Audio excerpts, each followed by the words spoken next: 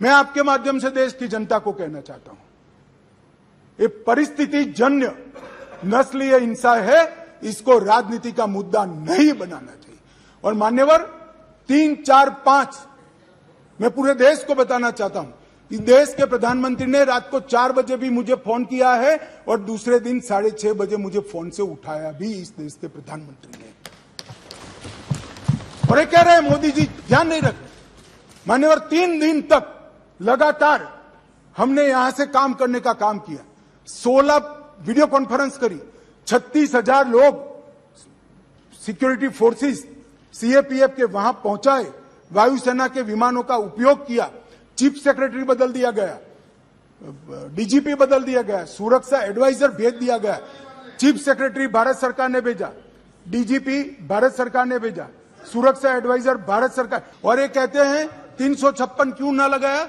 356 तब लगती है जब हिंसा के समय राज्य सरकार कोऑपरेट न करे। हमने डीजीपी बदल दिया, उन्होंने भारत सरकार के डीजीपी को स्वीकार कर लिया, हमने चीफ सेक्रेटरी बदल दिया, उन्होंने भारत सरकार के चीफ सेक्रेटरी भेजे हुए चीफ सेक्रेटरी को। मैं यही कह रहा हूं, समझ न हो तो नहीं आएगी भी। सीएम तब बदलना पड़ता है जब कोऑपरेट न करे। ये सीएम कोऑपरेट कर रहा है, डीजीपी, सुरक्षा सलाहकार, ये सबको हमने बदला है। मान्यवर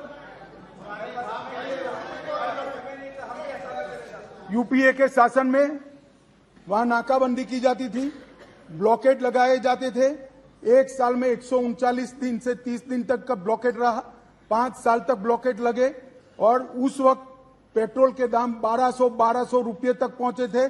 हमने 28 दिन में पूरा काम पूरा कर रेलवे को वहां पहुंचा है और अबाधित रूप से आज सप्लाई वहां पर चालू है और दामों को बढ़ने में अबाधित रूप से।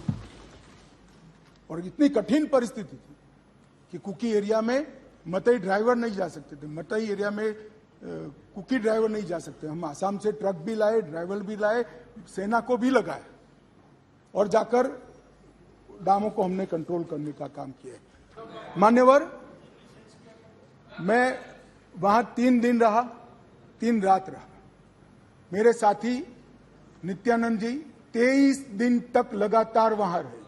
एमओएस होम मिनिस्टर पहली बार नहीं कोई गया ही, पहली बार मैं ही गया हूं।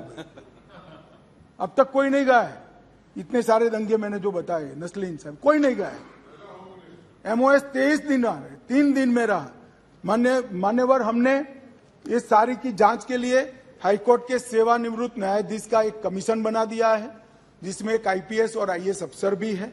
मान्यवर अध्यक्ष राज्यपाल महोदय को अध्यक्ष बनाकर शांति समिति को हमने वहां पर प्रस्तापित किया है। 36,000 से अधिक सुरक्षा कर्मी जहां मतई समूह रहता है, जो कुकी रहता है, बीच में बफर जोन बनाकर खड़े हैं।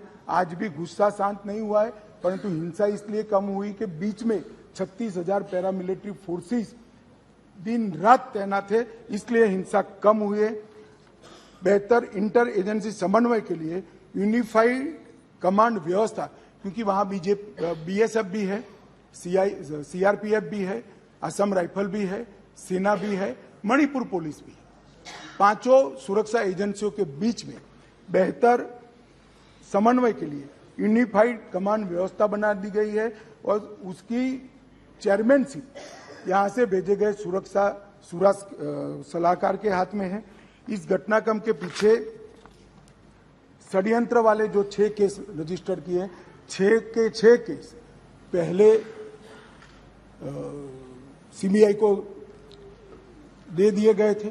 सुप्रीम कोर्ट ने और 11 केस सीबीआई को दिया है। इसके लिए भी एसआईटी आज गठित हो गई है।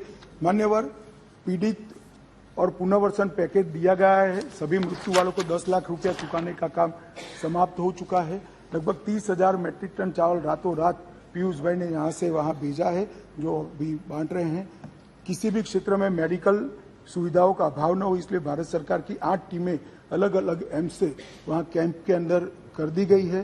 कोर्ट में मुकदमों में किसी की एक्स पार्टी सुनवाई न हो, इसलिए चारों प्रभावित जिलों के डिस्ट्रिक्ट कलेक्टर के वहाँ वीडियो कॉन्फ्रेंस की सुविधा कर दी है, तो हाईकोर्ट में जाना नहीं पड़ता है, सबकी सुनवाई वहीं से हो रही है। बच्चों का ऑनलाइन एजुकेशन चालू हो गया है। घाटी में 98% स्कूलें खुल गई है, 80% उपस्थिति रहती है। 2% स्कूलों में कैंप चल रहे हैं, वो भी अब अस्थायी शेल्टर बनाने की शुरुआत हमने कर दी है। राहत सामग्री सुलभता से मिले, इसके लिए भी हमने ढेर सारे प्रयास किए हैं और सुरक्षा की समीक्षा भी हर सप्ताह मैं यहाँ से वीडियो कॉन्फ्रेंस से यूनिफाइड कमांड के साथ करता हूँ। गृह सचिव हर दूसरे दिन करते हैं और डीआई भी हर रोज करते हैं। मान्यवर, इतनी क्लोज वॉच के साथ वहाँ शांति बनाने का प्रयास चल रहा है। मैंने आगे कहा कि पुरानी सरकारों में किसी में 9 महीना हुआ, किसी में 1.5 साल हुआ। मैं इतना जरूर कहना चाहता हूँ मान्यवर, कम से कम समय में ये हिंसा को शांत करने का काम हम कर पाएंगे, ऐसा मुझे भरोसा है। आज ये सदन जब तब सदन को मैं विश्वास दिलाना चाहता हूँ कि मणिपुर के अंदर भाई ये बहुत यार बाद में पूछो ना, बाद में पूछो, बैठ जाओ प्लीज।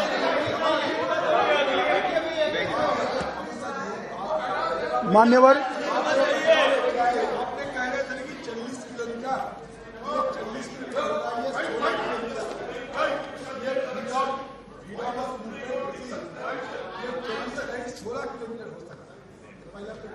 मान्यवर, दूसरी बात यह है कि सब ऐसे नहीं होती चर्चा। आपको मौका में देंगे, पूरा मौका देंगे आपको, माननीय गृह मंत्री। मान्यवर, सीमा की सुरक्षा को सुनिश्चित करने के लिए बाड़ बनाने का काम शुरू हो चुका है। बाकी बाड़ का सर्वे हमने और गति से चालू किया है।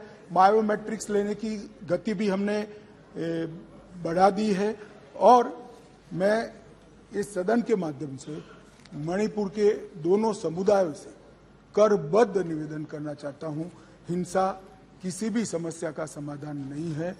वार्ता करिए। अभी हम मतई समुदाय के साथ भी वार्ता कर रहे हैं, मैं स्वयं कर रहा हूं। कुकी समुदाय के साथ भी वार्ता कर रहे हैं, आज भी की थी, मैं स्वयं कर रहा हूं। मेरा अनुरोध है कि साथ में बैठकर, भारत सरकार के साथ बैठकर इस समस्या का समाधान निकाल दीजिए। अफवाहों से ज्यादा अविश्वास का वातावरण हुआ है। भारत सरकार की जरा भी मंशा नहीं है कि वहां की डेमोग्राफी को चेंज कर दिया जाए। घुसपैठ को भी हम रोकेंगे।